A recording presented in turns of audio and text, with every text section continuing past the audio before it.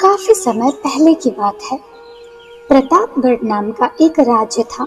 वहां का राजा बहुत अच्छा था, मगर राजा को एक सुख नहीं था। वह यह कि उसमें कोई भी संतान नहीं थी और वह चाहता था कि अब वह राज्य के अंदर किसी योग्य बच्चे को गोद ले ले, ताकि वह उसका उत्तराधिकारी बन सके और आगे की बागडोर को सुचारू रूप से चला सके। और इसी को देखते हुए राजा ने राज्य में घोषणा करवा दी कि सभी बच्चे राजमहल में एकत्रित हो जाएं। ऐसा ही हुआ। राजा ने सभी बच्चों को पौधे लगाने के लिए भिन्न भिन्न प्रकार के बीज दिए और कहा कि अब हम 6 महीने बाद मिलेंगे और देखेंगे कि किसका पौधा सबसे अच्छा है। महीना बीत जाने के बाद भी एक बच्चा ऐसा था जिसके गमले में वह बीज अभी तक नहीं फूटा था, लेकिन वह रोज उसकी देखभाल करता था और रोज पौधे को पानी देता था। देखते ही देखते 3 महीने बीत गए। बच्चा परेशान हो गया। तभी उसकी माँ ने कहा कि बेटा धैर्य रखो, कुछ बीजों को फलने में ज्यादा वक्त लगता है। और वह पौधे को सींचता रहा। 6 महीने हो गए।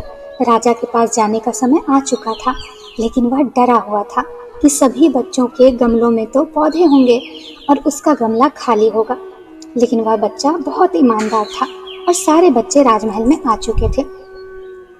कुछ बच्चे जोश से भरे हुए थे क्योंकि उनके अंदर राज्य का उत्तराधिकारी बनने की प्रबल लालसा थी।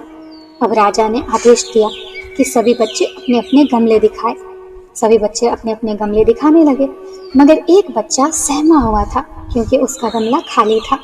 तभी राजा की नजर उस गमले पर पड़ गई। उसने पूछा, तुम्हारा गमला तो खाली है। तो उसने कहा कि मैंने इस गमले की 6 महीने तक देखभाल की है। राजा उसकी ईमानदारी से खुश था, लेकिन उसका गमला खाली है, फिर भी वह हिम्मत करके यहाँ आ तो गया।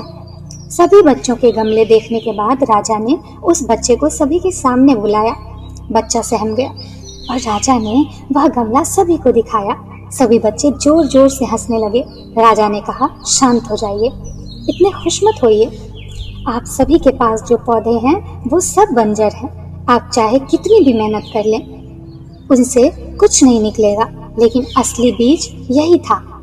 राजा उसकी ईमानदारी से बहुत खुश हुआ और उस बच्चे को राज्य का उत्तराधिकारी बना लिया।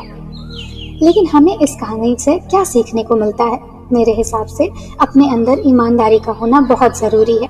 अगर हम खुद के साथ ईमानदार हैं तो जीवन के किसी न किसी पड़ाव में सफल हो ही जाएंगे, क्योंकि हमारी औकात हमें ही पता होती है।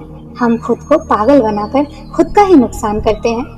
दोस्तों, मुझे उम्मीद है आपको ये स्टोरी अच्छी लगी होगी, और अगर आपको ये स्टोरी अच्छी लगी तो प्लीज़ इस वीडियो को लाइक कीजिएगा। दोस्तों, मैं हर वीडियो में ये चीज़ लास्ट में बोलती हूँ कि लाइक कीजिएगा, सब्सक्राइब कीजिएगा, क्योंकि मैं चाहती हूँ कि आपको पता चले पहले कि मेरा कंटेंट क्या है और उसमें कितना दम है। अगर आपको वीडियो अच्छा लगा तो ही आप लाइक कीजिए और सब्सक्राइब कीजिए चैनल को। धन्यवाद।